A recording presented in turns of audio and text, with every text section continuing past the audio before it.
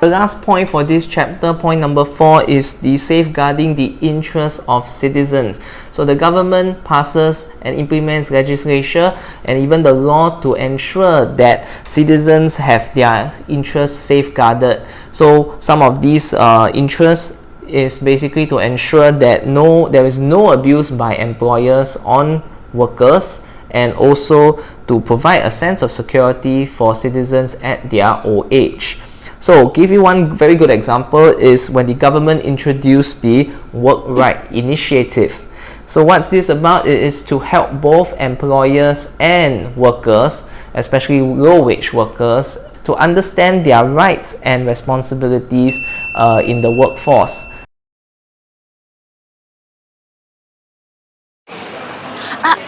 Auntie, why so sad? My salary is late. I don't get CPF. Even with an MC, my pay gets cut, and I don't even know if I'm allowed to take leave. Auntie, don't worry. We have rights as workers.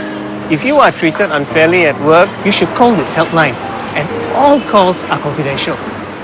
Hey, the call worked.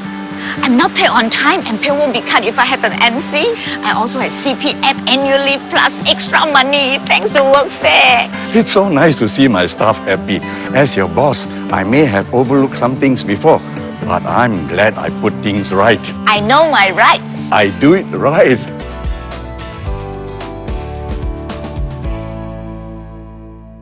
So this initiative creates awareness of employment rights amongst low-wage workers to ensure better retirement security for the aging group of workers.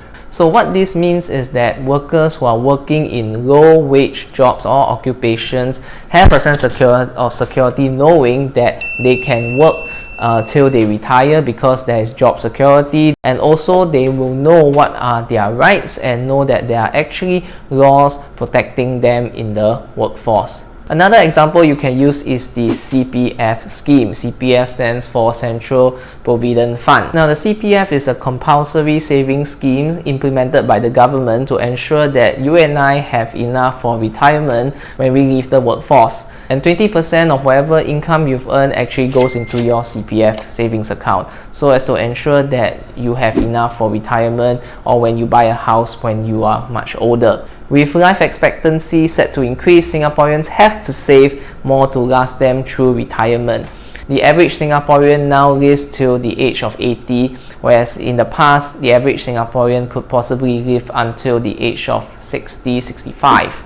So the government has to ensure that citizens have enough money and finances to last them through their golden years, which is also known as their retirement period. So to solve this issue, in 2009, CPF Life was introduced. It was introduced to give citizens a lifelong payout. The amount of payout is dependent on the amount of CPF savings they have accumulated whilst they are working. This helps people to stretch their retirement savings for as long as they live. So this actually means that people with enough money in their CPF Life account actually can have enough to retire and can actually have financial stability once they leave their jobs and not worry about not having any income when they are much older and when they can't get back into the workforce due to their old age. So now let's look at the link of safeguarding the interests of citizens. This is important because citizens are looked after through various schemes such as CPF and the Workright Initiative, and these policies by the government prevents any potential difficulty or hardship faced by citizens, and once again and enhances their lifestyles. We've come to the end of this video. Hope you've learned something. Watch this video again, pause if needed if you need to, just to do some revision. Listen to your teacher if you have any homework or any assignments that you need based on this chapter, and I'll see you soon.